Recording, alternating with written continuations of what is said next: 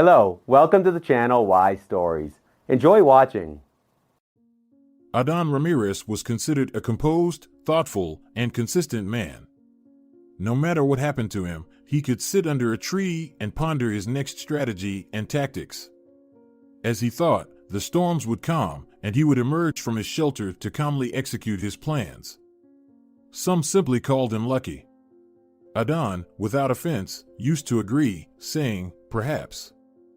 In his youth, he used to hustle and bustle and almost justified himself, recounting how he started his business with 2 stalls and the hardships he endured. But who cared? Why did no one destroy him? He didn't know it himself. He simply lived by the saying, "Do what's right, come what may." He didn't even divorce his first wife and didn't trade her for a younger model. He raised 2 children. His son, David, brought him joy. He graduated from law school and became a valuable assistant and later a full-fledged partner in his father's wholesale business. It was as if everything was being created for him even before his birth. Adán wished for a son-in-law like that, but more down-to-earth, someone who could easily relate to people on the ground. David, after all, was more of a strategist. He couldn't control linear processes, it wasn't his thing. His youngest daughter, Aglaya, showed absolutely no interest in her father's company. Adán considered this normal and even rejoiced. It was fine, such business wasn't a girl's affair. He worked and earned largely so that Aglaya could choose activities she loved and not waste her energy competing in the tough, male-dominated world. And she did choose, she became a photographer. Not the kind that takes selfies and posts food and bouquets on social media, but a real photographer whose photos are bought by respectable magazines. She even won prizes at 2 international exhibitions and took photos with a film camera like in the old days. They say it was up to date. Adán wasn't particularly strong in the arts, but Aglaya indeed produced magnificent shots. Her father bought her a small studio. Let her work with joy. She didn't have many clients yet, and there probably wouldn't be many. But was that the most important thing? Friends and business partners also considered Adán lucky in this regard. Somehow, he miraculously avoided all the problems that other well-off fathers faced with their daughters. Aglaya didn't get into trouble, didn't indulge in drinking, and didn't oppose societal norms. She was simply immersed in herself and her passion, and making her happy seemed like the easiest task out of all the tasks Adán faced in life. As it turned out, it was too early to rejoice. Aglaya took on a project for a travel magazine, beautiful and romantic, to present domestic tourism from an unexpected perspective. So she went on a small bus journey with her best friend, who also acted as her assistant. This was not at all what her father had in mind, immediately offering places on a luxury cruise ship from his wife's friend's company. "Daddy, maybe I didn't convey the idea to you properly. Perhaps you didn't understand. The client doesn't need advertising for a luxury cruise. There's so much of it already. The client needs a fresh perspective from within on these places, without glamour, thoughtfully. I'm not a professional, of course, but I want to try. Maybe they chose me for a reason." And off she went. This work trip took a month instead of 2 weeks. Aglaya returned sun-kissed, happy, and glowing from within. Linda, Adán's wife, handed him a fan of printed photographs. "Look, the photos are so bright and warm. It's just a village by the river. The landscapes, the people, it all is so captivating. Aglaya's got talent." Not even 2 months passed before the young lady disappeared again and came home with a new series of exhibition photos. During a family dinner, David noticed, "Aglaya, the temperate zone seems to affect you like the Maldives affects others. You look stunning. You're some kind of phenomenon." "No, I just met enough people there who are genuinely happy, and it's true," Aglaya assured. Very soon, the most ordinary truth emerged. Aglaya started a romance in a picturesque village with a local. "What do you want, Adán?" Linda, his wife and the mother of his children, persuaded him with a pleasant, quiet voice. No one knew better than Linda what lay behind her husband's seemingly prudent calmness. Aglaia has been spoiled by your comfort. She never did anything unreasonable. That's abnormal too. Every girl experiences foolish love. Did you too? Adan snorted. Of course, I did. You were my foolish love, by the way. Back when you used to bring liqueurs of wild tropical flowers as gifts to my stern father, it just took some time, and circumstances turned you into my wise love. Aglaia will get over it and move on from this infatuation. It's just a desire for romance. You're grounded, while she's a creative soul. She needs to experience intense emotions. I'm surprised we've managed to avoid the problem of unsuitable suitors all these years while she was growing up. Don't pressure her, or out of a sense of contradiction, she'll continue these relationships. His wife smiled. She probably understood all this girly nonsense much better, that's why she was so calm. Adan trusted her, and not without reason. He hadn't found any more reliable support except himself. But by New Year's, Aglaia was heading back to the village again, and she didn't beat around the bush this time, stating clearly, Mom, Dad, I've realized that I've truly found the love of my life, and it's serious. We've decided to spend New Year's together. A friend, a farmer, is leaving with his family for the holidays, and he'll leave us the keys to his cozy house. If it's convenient for you, we'll come for the holidays, and I'll finally introduce you. Honestly, I'd really like that. Juan and I plan to get married in the summer. Adan was so taken aback by his wife that she broke the endless silence. Why are you pacing around the room like a lion in a cage? Lita, doesn't this situation bother you? You should talk to our daughter seriously. Adan, why don't you talk to her instead? You're an authority figure to her, and you're better at finding persuasive arguments. You know I'm too soft, and I'm not very convincing. Adan wanted to argue that this matter was not within his competence, that he wasn't strong in such delicate love matters. But for some reason, he responded aloud. All right, I'll do it myself. And that evening, he asked his daughter to come to his office for a moment. Dad, are you going to try to talk me out of marrying Juan? She asked from the doorway. You see, you're doubting yourself because you understand it's an absurd plan. I'm not doubting my decision. I just saw your face when I told you about my plans. You're very observant. You're an artist and smart, despite being creative, as far as I've noticed. So let's talk seriously, Aglaia. The idea of your unconventional marriage doesn't stand up to any scrutiny. For a happy marriage, people shouldn't be from different worlds. It's not about my ambitions, it's solely about your happiness. Your childhood, upbringing, education, and all your household habits and beliefs, they're all different. It's interesting now, it seems exotic and romantic, but in married life with such a difference, you'll start to regret your decision. You'll get tired very quickly. What comes naturally to you, you'll have to explain to him. What's the point? Dad, for you, the village is still something about peasants in bast shoes with pitchforks, Aglaia smiled. Juan graduated from a pedagogical university and came back home to teach children. It's a big village, no smaller than our district. Right now, he's a physics teacher and a homeroom teacher. In a few years, he's on track to become the school principal. Two families of successful local farmers with incomes probably not much less than yours have no problem being close friends with him. Juan is an interesting person and connects with everyone, regardless of social status. But farmers don't marry their daughters off to him, Adan said. They only have young children, still in school. So, you're not right, Dad. Aglaia, that doesn't make it any easier. A rural teacher and you. It's good for melodrama. Romantic. But not for reality. I just wanted to protect you from anything uncomfortable in life as best I could, and it's not your fault that you don't understand some simple things. Just ask your friend Camila, who was raised by a single mother. Would she want to marry a rural teacher? She'll give you a bunch of arguments against it because she knows firsthand what life's difficulties are like. And I don't want you to experience them. In my experience, a woman looks much more attractive when she doesn't have to struggle for existence and overcome difficulties. When a woman is careless, it adorns her, and if you're planting seedlings and managing household finances to make ends meet, then in 10 years, you'll lose most of your charm.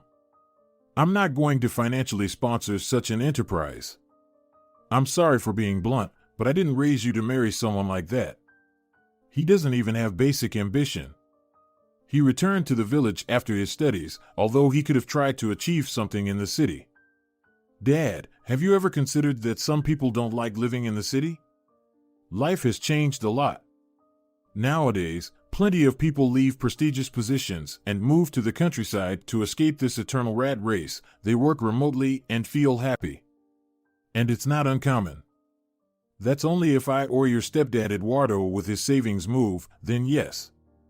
I know about the trend of a simple lifestyle, don't count me as outdated, but your intentions are not the same.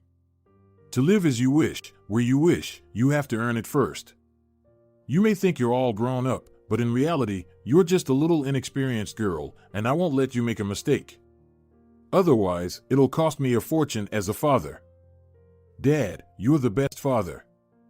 I respect your opinion, but in matters of my personal life, I'll make all the decisions myself. I've warned you. I won't let you make a mistake, but I don't want to become a tyrant in your eyes. You're a smart girl. I hope you'll reconsider everything carefully, weigh it all up, and make the right decision. I'll keep quiet and do it my way. I've already decided everything, Aglaia mentally replied. Dad, okay. I promise I'll think about it again, she replied aloud. Before, Aglaia secretly believed that serious relationships were unlikely to come her way and, even more so, that she would never want to get married. Not because she thought it was a bad idea. For example, her mother could hardly be imagined as unmarried.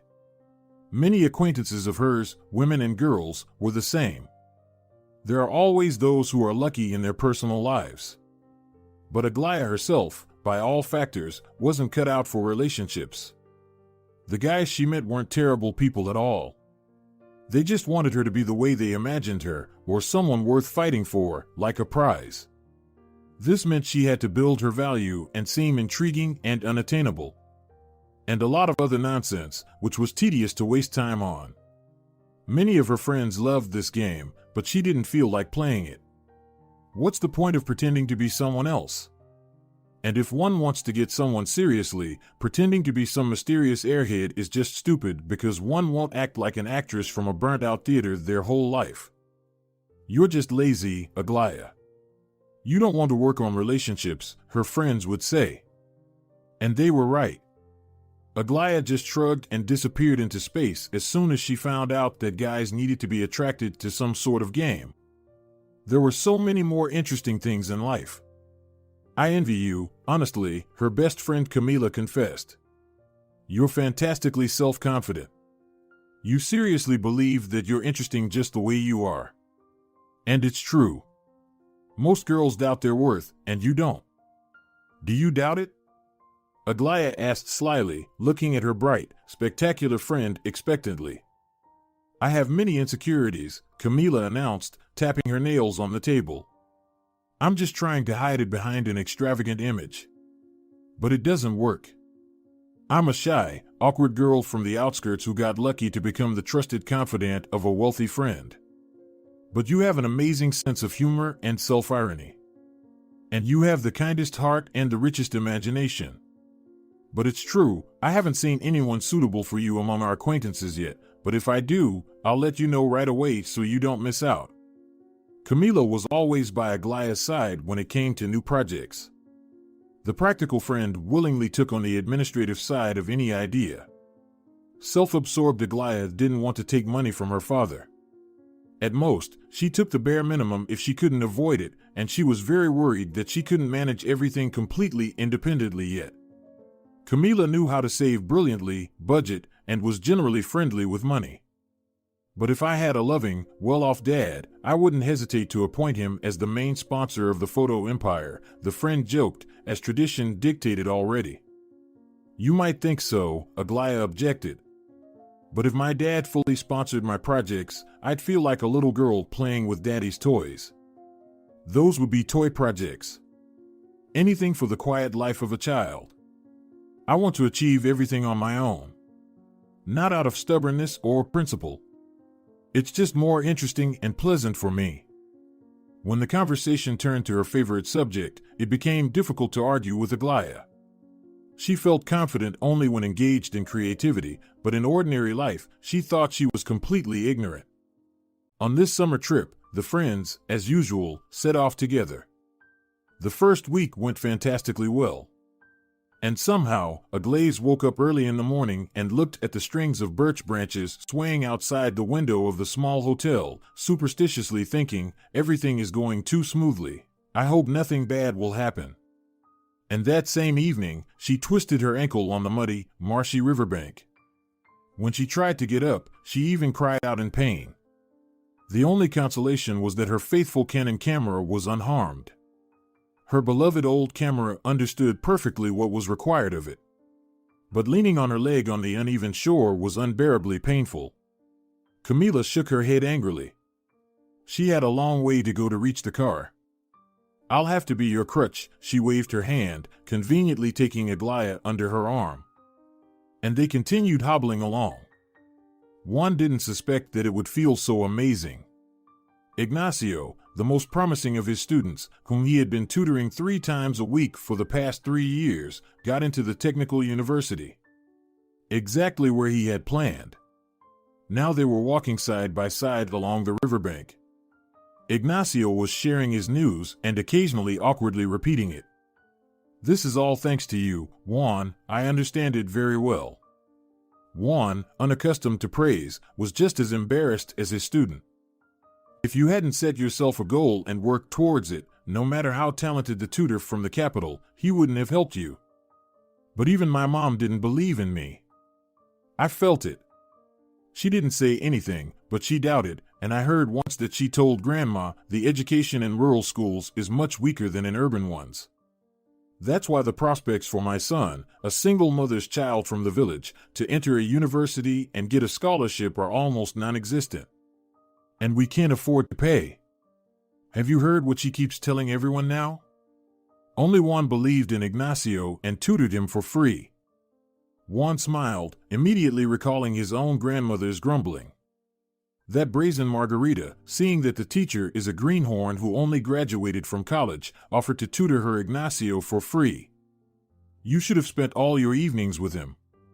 She made you feel pity for her because she couldn't afford to pay for it, but she could at least pay with goat milk for the sake of decency. She has a goat. Grandmother Laura was in her 9th decade but was active and sometimes even formidable. Granny, we already have 2 goats ourselves. Why do you need more milk? Laughed. Margarita always treated me as if I were her own. She gave me pies or cottage cheese. Her pies aren't that great, Laura scoffed skeptically. Granny, Ignacio is talented, and she never asked for anything for him. We talked a couple of times with Ignacio, and I decided to help him myself. I don't work just for money. I want my students to achieve something better. Everyone should mind their own business nowadays, the grandmother said. But almost a day didn't pass without her at least briefly recalling brazen Margarita. But Juan indeed wanted to see the payoff from his work. Things were tough from the start. Most of his students, as he saw it, were not interested in his favorite subject, physics, at all. The girls got bored in his classes and didn't hide it when they realized that the handsome young physicist couldn't get captivated by their pretty eyes. The boys, those who wanted to achieve something, planned to get into a lucrative trade like auto mechanics, and few wanted to delve into science. Some were downright rude, smirking at the young teacher's desire to maintain discipline in class. After just 1 month of work, Juan began to doubt. Was it reasonable to return home to teach? With his diploma and tutoring practice during his senior years, he could well try his luck in a decently paying private school in the city, where his knowledge would be appreciated at least financially. Or maybe he was wrong about his job if doubts were already gnawing at him at the beginning of his career. But Ignacio greatly helped him. The longer Juan worked with the boy, the more clearly he understood that even one such student gave meaning to his work for the whole class. So he needed to thank the boy in return. Ignacio interrupted Juan's thoughts. "Look, Juan, it seems something happened." Juan quickly shifted his gaze to the path where Ignacio was pointing. He could see two girls going around the bend in the river. One was limping heavily, while the other supported her and spoke quite loudly, half-jokingly, to support her friend. "Why have we come to this swamp, Aglaya? Sometimes your creativity goes overboard, and poor Camila suffers. And here come two representatives of the local fauna, quickly heading our way." The sturdy brunette had excellent diction, and Juan couldn't help but smile upon hearing her words. As he laughed, he suddenly made eye contact with the second girl, a fragile brunette with reddish strands in her long hair. Her gray-blue eyes looked puzzled and apologetic. She realized that strangers had heard everything. Juan stopped at a respectful distance from the girls so as not to startle them, and Ignacio followed suit. "Hello, I see you need help. We're not dangerous people. I'm a local physics teacher, and this is my graduate. We can take you to the hospital and then wherever you say." The brunette snorted quietly. "I have my documents with me. You can photograph them and send them to anyone," Juan offered. "Show them," the brunette agreed. "Camila." The limping brunette scolded. "What? I can't trust two strangers on a deserted shore." Although a rural physics teacher is quite an original legend for a miscreant. "Excuse my friend," the brunette intervened, smiling tiredly. A mischievous spark suddenly flickered in her eyes. "She has such a sense of humor, but she's very kind. Our car is nearby, less than a kilometer away. There's just a roadside grove hiding it. And it's not an off-road vehicle, otherwise we would have parked closer to the river." "That's very close. I can quickly take you to the car if you allow." "If it's convenient," Juan said. With surprise and annoyance, Juan noted that he was speaking clumsily. For a moment, he even thought he saw Ignacio smirk slightly. The teacher's usual eloquence had eluded him. The brunette smiled at him. "We let you do it. It's okay," she declared. "I'm completely exhausted. I'm not competent at caring for the wounded." The graceful brunette lightly touched his sleeve with her hand and instantly dispelled all of Juan's confusion with a single gesture. "I'll be very grateful to you for your help." Juan easily lifted her into his arms and carried her. Her friend walked ahead, while Ignacio brought up the rear along the narrow path. At first, they walked in silence, and Juan found it comfortable to walk that way. For some reason, he was sure that the girl felt calm and comfortable too. Unexpectedly, Ignacio was the first to break the silence. "By the way, my name is Ignacio, and this is Juan." "I'm Aglaya," the girl in Juan's arms said briefly and amiably, "and this is my friend Camila." Camila needed to think aloud about important matters and trivialities alike, so among her close friends were only those who knew how to listen. When she was reassured at the hospital that her friend didn't have a leg fracture, just a dislocation, she let out a loud sigh and immediately transitioned to more pleasant topics right in the hospital corridor. After all, she had sent their new acquaintances to the store for refreshing drinks to share her thoughts with her friend. "Aglaya, your knight is quite handsome." He was tall, serious, and even somewhat dignified in his way. But, of course, still very provincial. "He's missing something. Let me find a more precise definition now." "He's lacking in airs," Aglaya suggested. "Your favorite part." "He's a normal person, can you imagine?" "Wow," Camila responded meaningfully. "By the way, I'm not arguing with you. You're right about me. Did you hear what the doctor said when she fixed your leg? In a couple of days, the pain will completely go away, and you'll be able to enjoy the most impressive sights of the surroundings with a personal guide. I'll be pleased to see how this guide rejoices at the idea that you'll accept his offer. I even envy you. You'll have something to remember about this trip besides the beauties of nature and architecture. You're talking as if you won't be with us. The offer to help us with work included you too, and you're just inventing some spicy stories out of nowhere. Of course, I won't be there. I appreciate politeness, but I don't take it at face value." This local caballero will only see you anyway, and I'm not making things up. You know me, I'll find something to occupy myself with. Even alone, I'm never bored. I'm already sketching out some exciting plans. And where are you rushing off to so quickly? Even I, with healthy limbs, can barely keep up with you.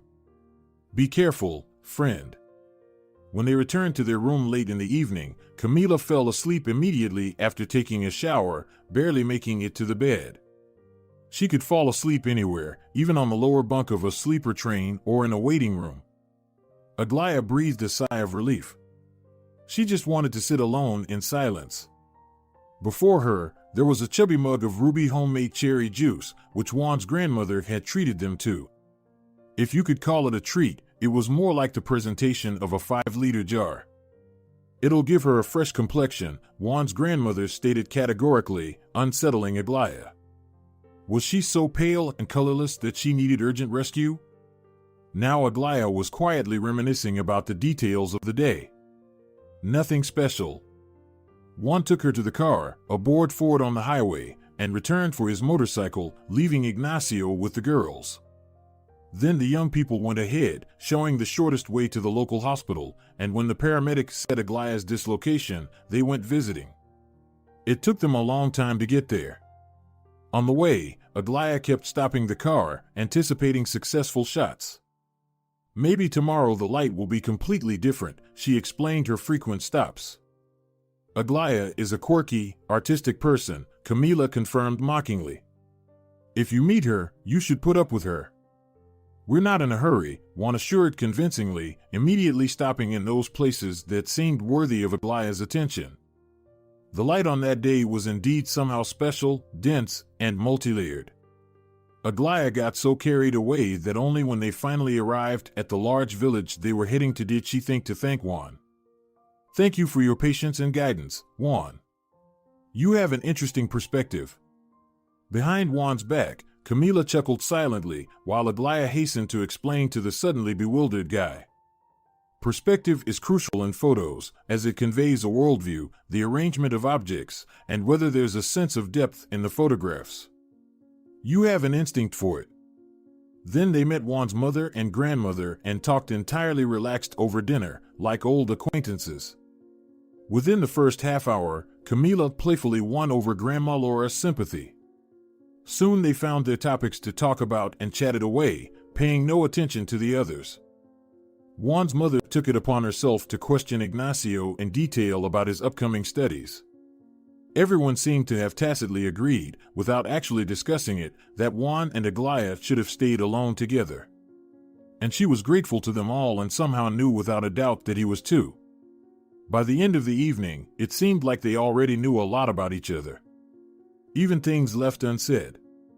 It wasn't until a week later that Aglaya realized something was off with Camila. When she realized what it was, she was surprised. Her favorite companion had almost stopped making teasing comments about Juan, which had sparked during the first 2 days. That didn't seem like Camila. But Aglaya didn't want to ask about the reasons for such a change. Her friend had met a charming chef from the restaurant, and now, as she put it herself, her only concern was not to get excessively fat. Aglaya marveled at how easily Camila treated her romances, which were indispensable for any trip.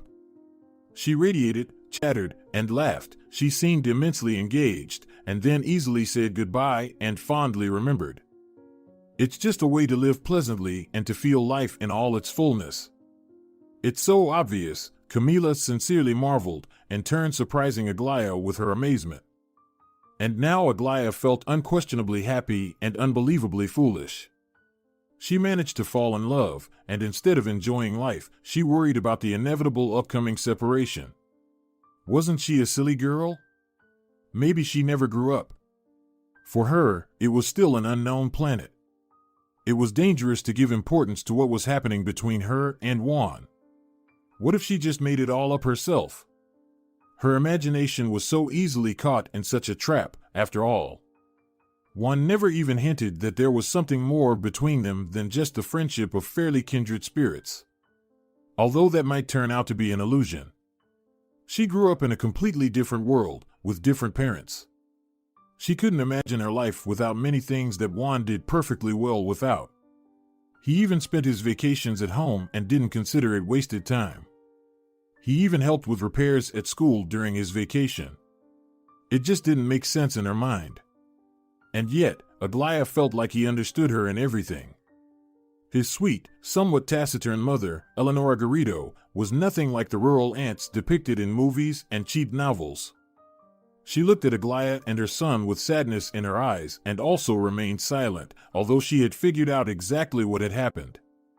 And for some reason, under her gaze, Aglaya felt awkward, as if she had done something wrong. It was silly, but true.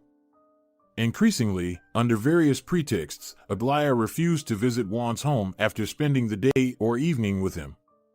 And the photos from that trip, when Aglaya scrutinized them critically, also talked about her secret.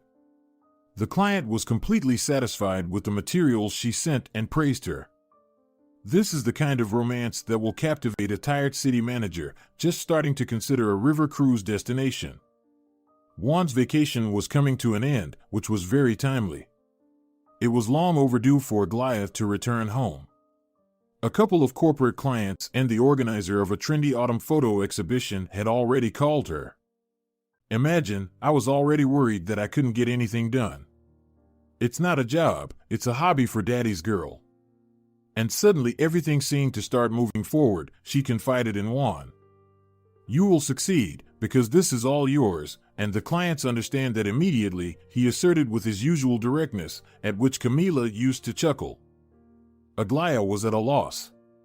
She was leaving soon, and he was acting as if he was happy that she would have something to do. Yes, she was just a friend to him. On the day of her departure, as she walked out of the hotel's palisade to the car, Aglaya noticed Juan from a distance. He was unmistakable on a motorcycle with a huge bouquet of bright flowers. He stripped Grandma's garden bare, Camila commented contentedly. My friend Laura will give him a good scolding, despite his age and his teaching status. You can't call that bouquet refined. Your guy is quite the Mowgli. I have rough tastes, that's all, Aglaya replied, shrugging with mischievous nonchalance, and stepped into the middle of the narrow street, where the motorcyclist was approaching. She had to go home. Maybe that was good. Everything at home would become so simple and ordinary. As it should have been, to see more clearly what to think and do next. The parting she had feared so much suddenly turned into calm and complete joy for Aglaya. How could she have doubted that her love was mutual? Come in September to shoot for the autumn exhibition. Please. I'll be waiting for you, Juan blurted out in one breath as she was already closing the car door, leaving only a strip of airspace between them because of the half-open side window. Aglaya understood without a doubt, he just didn't dare say more because he doubted its necessity. I promise. I'll text you in advance when to expect me. Will you be busy with work? I won't take on any extra sessions in September, Juan replied. But I'll always make time for you, no matter what. Feel free to text me whenever you feel like it. I will, Aglaya assured him. So it's settled, we'll keep in touch. And she reached out her hand to him. And for a while, he just held it in his palms. Aglaya was going home daydreaming, while Camila was animated and openly pleased with life. She opened her travel bag and pulled out neatly packed, pyramid-shaped food containers. Do you feel those divine gastronomic aromas in our car, Aglaya? We've got the most tender julienne and ham here. Let me ask you straight, did I gain much weight this month? You look wonderful. And you're getting on my nerves with your worn-out record about getting fat, Aglaya laughed. I'm more concerned about the guests at your Estefanio restaurant. He was so sad to part with you that he might mess up a few dishes because of you. Don't badmouth a professional, Camila declared firmly. Estefanio is resilient. And I'm not sure, but I might change my principles and support these delicious relationships for me. I understand that my best friend was stunned. Listen, Aglaya, while traffic is calm here, can I bother you with some questions? Notice that I restrained myself during our magical business trip.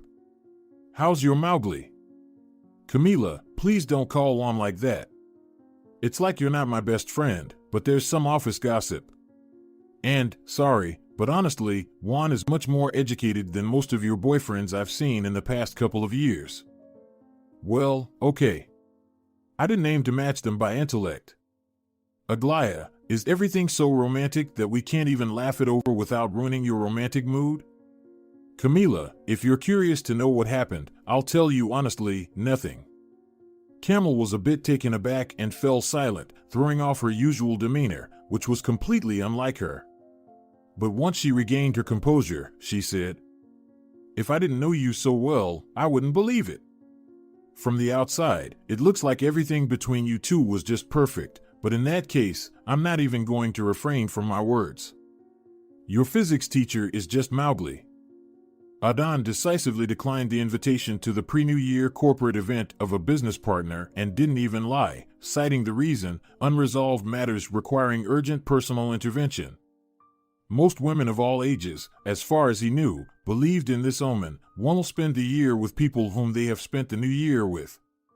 If Aglaia's plans for New Year's, which she had drawn up for herself, collapsed because of her rural beau, it would be much easier for her to forget about him. She would mope a little, be melancholic, shed some tears, and post some profound philosophical statuses on social media. Nothing new or scary, no one had died from it yet. Everyone recalls it later with irony and tells their daughters and granddaughters about it. Aglaia still had many happy and successful New Years ahead of her. She was still young anyway. She resembled him. She was her father's daughter. She put on an indifferent face and promised to think about it, but she had already made up her mind. However, it was difficult to blame the guy, as Adan could guess. He was enterprising and sensed how she should have behaved with his daughter to quickly achieve an effective result. Adan found it hard to judge him. It's the squeaky wheel that gets the grease, as one of his old friends used to say. He thought, go for it, buddy, just not at the expense of my daughter. I'm ready to help you a bit myself, just don't ruin her future. Especially since I am to blame for this situation, I should have raised Aglaia a little differently so she would have some idea of real life. He raised his son David like that, and the results were pretty good. But he entrusted his daughter completely to Linda and her methods, theaters, museums, music, art, and a gymnasium with an artistic focus. Everything about intense emotions. Linda dreamed of giving Aglaia everything her childhood and youth lacked. Let it be natural for Aglaia from childhood to speak and reason beautifully and interestingly, not to get lost in the circle of decent people, like I did until I was 35, his wife firmly declared. No, it wasn't bad, everything was fine and beautiful for refined girls. There have become fewer and fewer such diamonds these days, and that has made them more valuable. They weren't made for the struggle of life, so they must have been carefully passed from the hands of a reliable, well-to-do father to the hands of a reliable and well-to-do husband, not handed over to cunning gold diggers dreaming of changing their social layer at their father-in-law's expense. Adan gave the necessary instructions to his deputy about pre-New Year shipments, informed his family that he was going on a 2-day business winter fishing trip to the tourist base to establish contact with a new profitable supplier, and drove off with his driver to the village to persuade the unwanted son-in-law to break up with his daughter. He weighed the thick, respectable envelope with cash in his hands. Perhaps this argument looked convincing. The amount was enough to buy a good one-bedroom apartment. Adan personally monitored the real estate market. Besides, the guy wouldn't even have to make any heavy or unpleasant efforts and would use his imagination.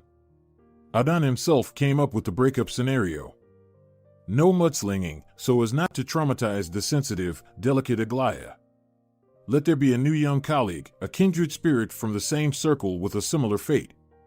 He met his true soulmate and immediately realized it, and he wouldn't have been able to give her what she deserved anyway. And so on. The village on the spacious riverbank turned out to be quite beautiful, although it looked much more attractive and picturesque in his daughter's photos. But that's what the client pays for, it was planned that way. Besides, it was summer then, and now it was winter, but spending time with friends fishing here would still be pleasant. Adan immediately and decisively rejected the idea of showing up directly at the school where his daughter's fiancé worked. That would make the guy feel more negative towards him. After all, he would then have to answer questions from curious teachers. Not so many things happened there, and a stranger's visit in an expensive car would arouse interest. It was better to visit his home and have a heart-to-heart conversation in a calm atmosphere. He decided to find out the address on the outskirts of the village from a busy man in his 60s who was digging around in an old car on the street. Such a person surely wouldn't be interested in gossip. "Excuse me, could you tell me how to find the house of the local physics teacher? Do you need Juan Garrido?" The man replied with a polite, indifferent voice, deeply engrossed in his affairs. "You've got one physicist here, right?" "We've got plenty of physicists and poets around here," the man also politely and indifferently chuckled, barely looking at Adan and his driver but respectfully appraising the wealthy SUV. "But there's only one physics teacher, Juan. Just down our street, on the right side, the 7th house. They recently covered it with siding on the facade, so you won't miss it. There are no other new facades nearby. The fence is freshly painted too, kind of like coffee with milk. The house turned out to be small, well-kept, and even tasteful." Adan couldn't deny that. "Oh, rural intelligentsia," Adan chuckled to himself, mentally assessing the right tone for the conversation. The door to the house was slightly ajar. This wasn't visible from the road. Neighbors didn't have anything to take from each other. Visits didn't count, they just came to chat. Just in case, Adan still knocked. And from somewhere in the nearby rooms, he heard a melodious female response. "Yes. I'm home, come in." He entered a short, narrow hallway, smelling of spices, and immediately saw the silhouette of the hostess, who came out to meet him, probably from the kitchen. While the sun was in his eyes, Adan couldn't see the woman clearly, but he already had a suspicion, and when she stepped out of the circle of light, he stopped. The man had said, Juan Garrido. But Adan hadn't paid attention to the surname. He immediately understood everything. "Eleonora? Eleonora Garrido? And I recognized you right away, Adan," the woman remarked calmly, also recognizing him instantly. Adan came from a very simple family. His father was just an engineer, and he was the first person in the family to even think about getting a higher education. There were no office workers in their family, and there were no savings either. So, the family survived all the charms of the economic crisis, just like millions of others. It wasn't even interesting to talk about it, everything was so cliched. The word business frightened his parents, and they were horrified by Adan's fanatical determination to work for himself. But they knew his character was useless to object to, they had to accept it and let fate decide. Especially since their son approached everything he did seriously and wasn't inclined to empty adventures. In general, he relied more on his abilities than on luck. Starting with 2 stalls, Adan soon became the owner of a small wholesale shop warehouse, and then another one. He increasingly found himself in need of legal advice. He didn't want to blindly stumble into new heights, it was better to invest in a professional, otherwise he could end up losing much more. Adan carefully chose a lawyer based on reviews and recommendations. Nemesio Perez was considered an eccentric person, old school, not working with everyone, choosing clients based on his principles, and not overcharging small businessmen like Adan for his services. Competitors gossiped that I'm simply not confident enough as a lawyer, so I don't work with big players, he ironically remarked to Adan, his long-standing client, who introduced them to each other. Let them think about what they want. In reality, I just have a crude, selfish interest. I enjoy my work, and I derive pleasure from breaking the law of meanness. Seeing Adan's expression, the lawyer sensed that he didn't understand, so he explained with pleasure. My client and almost a friend told me about you, that you started your business from scratch, without experience, connections, or any hereditary predisposition.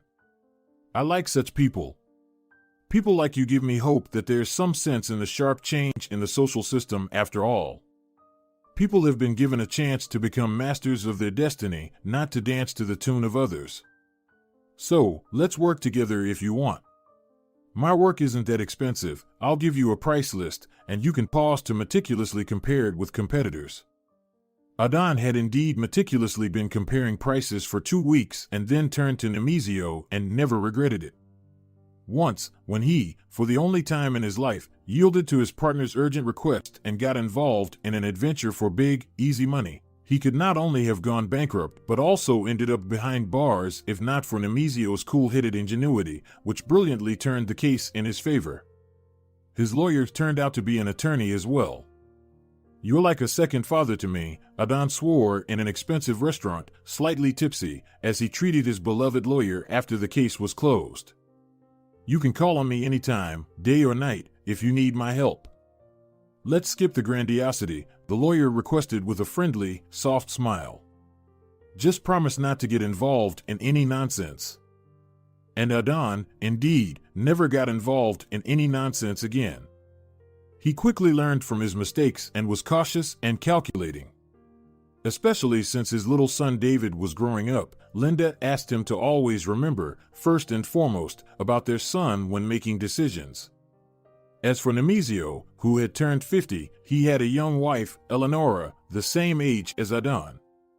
She was not a second or third wife that a man left for, but the first and only one.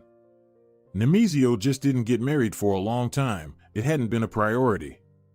When Adon heard about this couple, he imagined everything completely differently than it turned out in reality. However, he was not alone. Almost everyone made mistakes until they got to know the lawyer's family better. Eleonora came from a village, from the depths of the Central Strip somewhere. She came to study at a medical college. Of course, she didn't get in on the first try. The program at the village school was weak. It was naive to hope without having truly outstanding abilities. But she didn't want to go back home, so Eleonora applied to the medical college. But studying was one thing, and she needed something to live on. The money her mother could help Eleonora with was meager, and it was embarrassing to take it from her mother, who could barely make ends meet. So, the girl got a job as an evening caretaker, looking after and caring for an old, capricious lady in her 90s. The salary offered was surprisingly good, but the lady's grandson warned Eleonora right away. "Our grandma is capricious, with serious mood swings. Just so you're prepared, you might not be able to handle it. She's already kicked out 5 caretakers.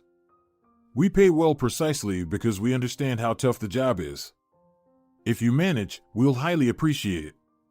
Talk to the daytime carer, she'll confirm my words." Eleonora was a bit scared to start such a peculiar job, but luck suddenly was on her side. The old lady, Marina Fernandez, almost immediately liked her. She turned out to be not a capricious old lady with mood swings, but an educated old lady with a sense of dark humor and dignity, and her children and grandchildren simply didn't like her.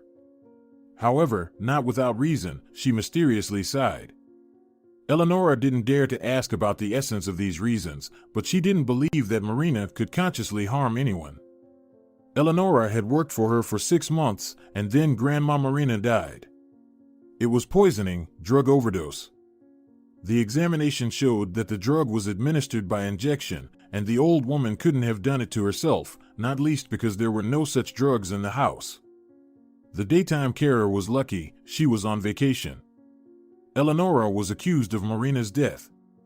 The girl seriously thought about leaving this world as soon as a suitable opportunity presented itself. She faced a serious sentence, and there was no chance of salvation.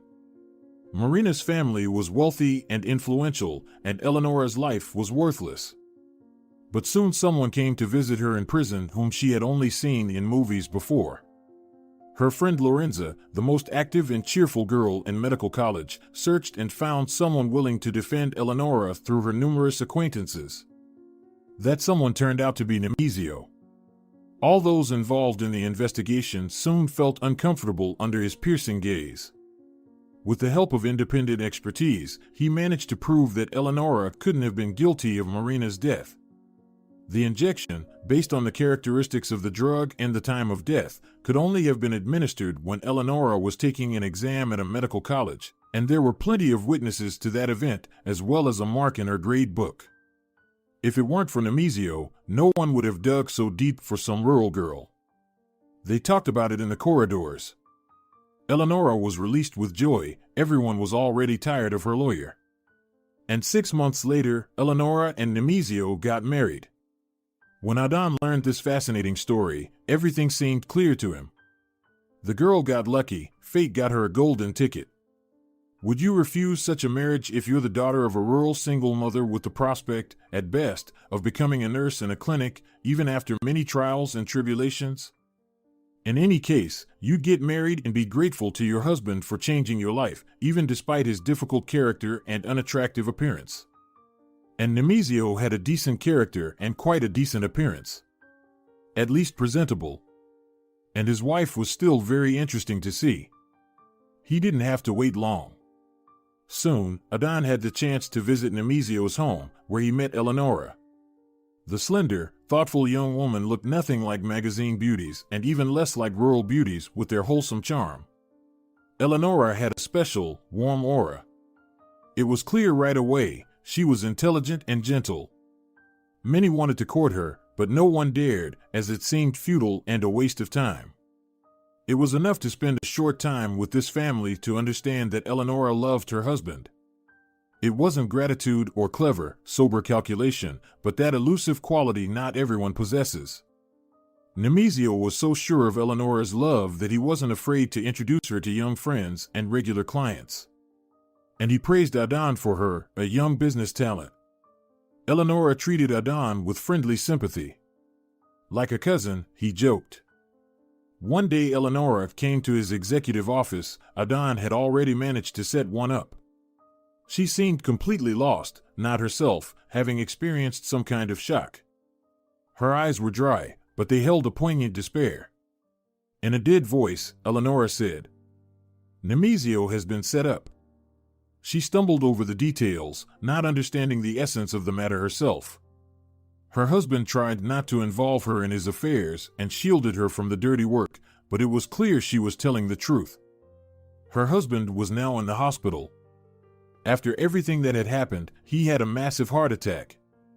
She came to Adon because they urgently needed money to settle with some very dangerous people, and she named a truly large sum. "We'll pay back everything when we can sell the house and the car. If we have to sell the house urgently, the amount will be much lower, and then we won't be able to settle. We'll draw up an official loan agreement so you have guarantees." Among Nemesio's clients, as you know, there's no one else with that kind of money. "I have nowhere else to turn, Adon." "And justice?" he asked. "They'll just get rid of us if we go down that path." Adon felt turmoil inside him. It happened very rarely. He had the needed sum, but it was earmarked for a major purchase, a deal that would elevate him to a new level. He had been preparing for this opportunity for a long time. It was as if he were stubbornly climbing slippery steps, sometimes slipping back down. He needed that money precisely tomorrow, otherwise, the new chance might not come soon or might not come at all, because if he backed out of the deal, his business reputation would suffer greatly. "I don't have the required amount, Eleonora," he exhaled in one breath. "Yesterday I did, but I made a major purchase, so I don't have the money now. Just enough for daily household needs and nothing more. We'll have to wait. I can't even say for how long. If you manage to get some more elsewhere or take out a loan against your assets, I'll help pay it off later." "I understand," Eleonora said abruptly. "I shouldn't have come. Even relatives can't help in such matters. I'm sorry. Please forgive me." She rose abruptly from her chair and headed towards the exit of the office, as if blind. And Adon didn't stop her. He seemed to be numb, and even the air around him felt thick. At the door, Eleonora turned around and said, "If you are interested, Nemesio is in Central Hospital." "I'll visit," Adon awkwardly reassured her for some reason. He didn't go home that evening. He spent the whole night drinking alone in the office. In the morning, he went to the bathhouse to sober up, still alone. If he had suddenly decided to visit his lawyer, he wouldn't have made it in time. Nemesio died the same evening. Right around the time, Eleonora came to Adon. A mutual acquaintance told him about it. Adon couldn't bring himself to attend the funeral or the memorial service. He invented an urgent business trip for those days just to avoid looking Eleonora in the eye. But he did go to the memorial service later, so as not to raise questions. Especially since Eleonora wasn't there at the cemetery. She had gone to her mother's in the village. For good. Forever. She did manage to sell the house and the car urgently, and the amount needed to repay the debt wasn't so great. She took out a loan in her name from a pet shop owner who was also a client of the late lawyer. Eleonora undertook to repay the loan amount gradually as she could, and the loan agreement was notarized. I know Eleonora will do everything she can to pay, the skinny, bespectacled man who took out the loan said. But if she can't, I won't go anywhere with this paper, I declare in front of witnesses. And Adon never saw Eleonora again. But his friend's wife told him during a chance encounter at a restaurant that, as it turned out, Eleonora was pregnant at the time of her husband's death. She was already in the 3rd month. She gave birth to a healthy boy. She continued to work as a paramedic in the village. Someone would occasionally visit her there and report that everything was fine with her and that her son was smart and talented. After hearing this story, Adon felt an inexplicable sense of relief and almost stopped thinking about Eleonora. At first, he forcefully suppressed the memories, but over time, he genuinely stopped thinking about them. Eventually, Adon's business started to flourish. His daughter was born soon after, and the years passed quickly. "Will you have coffee, Adon?" Eleonora asked calmly and kindly, inviting him into the small living room. "You are here on business, but have you decided to visit an old acquaintance as well? Sit down. My son is at work. He'll be back in about an hour, you'll meet him." "Yes, I'm here on business, but it's personal," Adon replied, hesitantly choosing his words, his gaze wandering around the modest but tastefully furnished room. Eleonora always had good taste. And she had changed very little, despite life's challenges. It was both heartening and astonishing. If one didn't notice the fine lines of wrinkles and the melancholy depth in her gaze, she was still the same, almost like the young wife of the eccentric lawyer. She even dyed her hair almost the same honey color. "If it's confidential, forgive me for prying," Eleonora said with a slightly mischievous smile. "No," Adon suddenly decided, "I'm just confused, honestly. I came to see your son, but I didn't know he was your son. You see, I came to meet my future son-in-law. It turns out that my daughter is going to marry your son. Is it even worse than you imagined?" Eleonora asked with gentle, harmless irony. "I understand what you think of me," Adon replied, "and that you're unlikely to want to be related to me. Just think, what a medieval marquis with dynastic marriages." Eleonora shook her head, taking guest cups from the buffet. "It's none of our business to decide for our children. And why should I think something like that about you? You're an ordinary person, in your way, you're very capable, even talented." Looking at Aglaia, I wondered and couldn't guess who she reminded me of. "She is tender herself, but far from as helpless as my son thinks." "You don't like Aglaia?" "I like her," Eleonora reassured him sincerely and with pleasure. "I understand you, Adon, and I don't judge. You're not too keen on having a son-in-law like my son. You're disappointed, but I'll be glad that Aglaia will be my daughter-in-law." "I just didn't have all the information," Adon retorted. "If I had known from the beginning that my daughter was going to marry Nemezio's son, I wouldn't have worried about her fate. I'm such a medieval marquis, believing in family traits. I'd argue with you about family traits. But in this particular case, you're right. One looks a lot like his father in the most important aspects." "Wonderful, then we're all lucky," and Adon, rubbing his hands, reached into his leather briefcase for an envelope. "I didn't bring the money for the wedding for nothing. They wanted to get married in the village, for the ancient romance and all that. You have to order in advance and make a down payment. This should cover that and much more for the time being. Do they have a place to live? You'd better talk to your son about all this, Marquis." Eleonora gently stopped Adon. "By the way, here he is. Juan, meet Aglaia's father. He came to get acquainted and discuss the future." Adon spent the whole journey home thinking, and therefore crawled along the highway like a tortoise. He wouldn't have been surprised if he had been stopped and fined for such a suspiciously slow speed. Did Eleonora know that he lied to her then? He didn't give her the money, although he could have. Probably she did. Women like her know everything without any evidence, by instinct. So, she forgave him. He couldn't have done it. And she forgave them for the sake of the young ones, and she definitely wouldn't tell her son what a scoundrel his father-in-law was. Was he getting old if he suddenly became so sensitive? Adon liked the guy, though it was quite a test to look without hiding his eyes, as if at Nemesio. As he could have been in his youth. He didn't take the envelope, saying he hadn't planned to use his unearned wealth. And he wasn't lying, the fool was principled. Well, it didn't matter, Adon would find a way to help the young couple, bypassing the pride of the son-in-law. He just had to do it for the most crude, selfish reasons. If you're enjoying it as well, leave a like and subscribe.